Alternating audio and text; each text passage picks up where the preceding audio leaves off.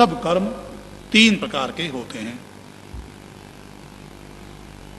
एक संचित कर्म, एक प्रारब्ध कर्म, एक क्रियमाण कर्म।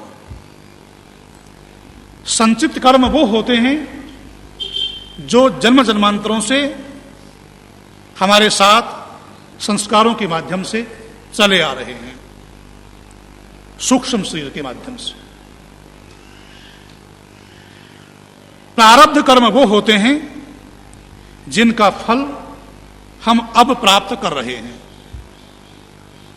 जैसा हमें जीवन मिला है, जैसी हमारी परिस्थितियां हैं, जिस परिवेश में हम जी रहे हैं या अपने कर्तव्यों का निर्वहन कर रहे हैं, ये प्रारब्ध कर्म है।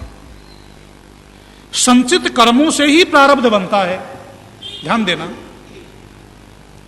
संचित कर्म जो इकट्ठे कर्म हो गए हैं जन्म जन्मांतरों से, उन्हीं का जब फल मिलना आरंभ हो जाता है ना, फल मिलना आरंभ हो जाता है, उसे ही प्रारब्ध कहते हैं। प्रारब्ध माने फल मिलना, प्रारंभ हो जाना, यह प्रारब्ध है। तो मूल रूप से तो कर्म क्या, संचित ही हैं, जो हमने पहले कर चुके हैं। हम पहले वो संचित कर्म हैं, जिनका फल हमें मिल रहा है, वही संचित प्रारब्ध बन गए। और जो अब हम कर्म कर रहे हैं वर्तमान में, जो हमसे किए जा रहे हैं वर्तमान में, जो भी गतिविधियां हमारी हैं, ये क्रियमाण कर्म है। ये क्रियमाण कर्म ही आगे चलकर संचित कर्मों में समाविष्ट हो जाएंगे। ये चक्र, कर्मों का चक्र चलता रहता है। अब जो हम कर रहे हैं ये क्रियमाण कर्म है, और आगे चल करके भविष्य में ये ही संचित हो जाएंगे। भविष्य में इनका हम फल भोगेंगे तो ये प्रारब्ध भी हो जाएंगे, फिर संचित होंगे, फिर प्रारब्ध होंगे, फिर क्रियमाण होंगे। ये कर्मों का चक्र चलता रहता है। अब इन कर्मों में हम कैसे कर्म करें, उसके लिए वेद संदेश देता है, श्रेष्ठतम कर्म करो। श्रेष्ठतमाय कर्मण, ये मनुष्यो, तुमको श्रेष्ठतम कर्म करने के लिए पैदा किया है। श्रेष्ठतम कर्म करने के लिए तुमको मनुष्य बनाया है। देखो, मनुष्य में और पशुओं में मूल रूप से एक भेद तो है ही, अन्य भेद हैं, पर एक भेद तो है ही कि मनुष्य अपने विवेक से नए कर्मों को कर सकता है। पुराने कर्मों का फल भी भोगता है, परंतु नए कर्मों को करने की सामर्थ्य रखता है। पशु स्वाभाविक कर्मों को तो करता है, परंतु विवेक क्योंकि उसके पास नहीं है, तो नवीन कर्म करने की सामर्थ्य मनुष्य की तरह से उसके पास नहीं है। और यही कारण है कि परमपिता परमात्मा का वेद उपदेश केवल मनुष्य के लिए है, अन्य पशु पक्षियों के लिए वेद का उपदेश नहीं। वेद पशु पक्षियों के कल्याण की बात तो करता है, समस्त प्राणियों के कल्याण के लिए वेद है, परंतु मनुष्य के इतर प्राणी वेद के उपदेश को समझ नहीं सकते। वेद के उपदेश को समझ सकने के लिए बुद्धि चाहिए, विवेक चाहिए, और ये बुद्धि और विवेक मनुष्य के पास ही है। इसलिए मनुष्य को ही दुनिया का सबसे श्रेष्ठ प्राणी कहा गया है, श्रेष्ठतम प्राणी।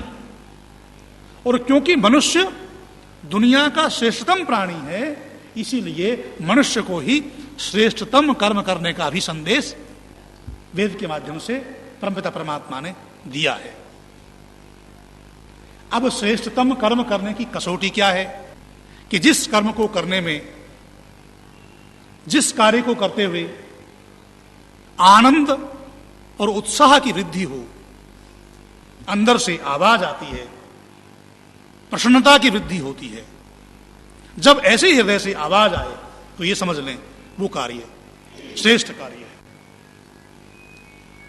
आनंद की उत्साह की वृद्धि होने का कारण यही है कि परमपिता परमात्मा ये संदेश दे रहे हैं कि ये कार्य जो तुम कर रहे हो ये श्रेष्ठतम कार्य है, इसको करते जाओ।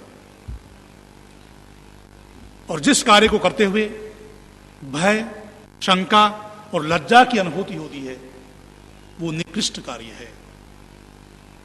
ये भी आवाज हृदय से परमपिता परमात्मा के माध्यम से आती है, और ये आवाज इसलिए आती है कि मनुष्य ये कार्य निकृष्ट है, इस कर्म को मत कर। यजुर्वेद के पहले अध्याय का पहला मंत्र श्रेष्ठतम कर्म करने का संदेश देता है, और यजुर्वेद के अंतिम अध्याय में भी श्रेष्ठतम कर्म करने की शिक्षा देते हुए अंतिम भाग में मनुष्य को उपदेश देते हुए ये कहा गया है, मनुष्य अब तक तुमने जो कर्म किए हैं अपने जीवन में उनको याद करो। अपने पिछले जन्म में किए हुए कर्मों को याद करो। ये जो मंत्र है इसमें जीवात्मा को वायु कहा गया है, वायु कहकर संबोधित किया गया है। इसे त्वोर्जे त्वा वायवस्था देवो। हे वायु, वायु कौन? आत्मा। और ये जो मंत्र है जिसमें ये कहा जा रहा है कि तुम इस जन्म में तुमने जो कर्म किए हैं अब तुम्हारा अंतिम समय है, अपने किए हुए कर्मों को याद करो।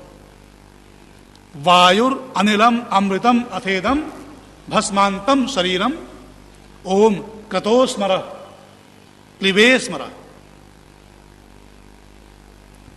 तुमने जो कर्म किए हैं उनका स्मरण करो, और तुमको जो मैंने सामर्थ्य दी थी क्लिवे स्मर, उस सामर्थ्य का भी स्मरण करो। तुमने उस सामर्थ्य के अनुसार अपने को कर्मों को किया है या नहीं किया है, उन कर्मों के अनुसार ही तुम्हें अगला जन्म मिलेगा, प्राप्त होगा। इस मंत्र में स्पष्ट रूप से कह दिया गया कि तुम वायु हो, तुम अभौतिक हो, तुम नित्य हो, तुम्हारा कभी नाश नहीं होता। तुम्हारा जो शरीर है इसका नाश होता है।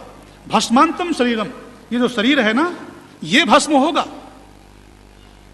पर वायु रूप तुम आत्मा भस्म नहीं होगे। ए वायु, तुमने अपने जीवन में जो भी शुभ अशुभ कर्म किए हैं उनका अब स्मरण करो, अपनी सामर्थ्य का स्मरण करो, और उस अपने कर्मों के अनुसार, उस अपनी सामर्थ्य के अनुसार ही तुम्हें अगला जीवन प्राप्त होने वाला है।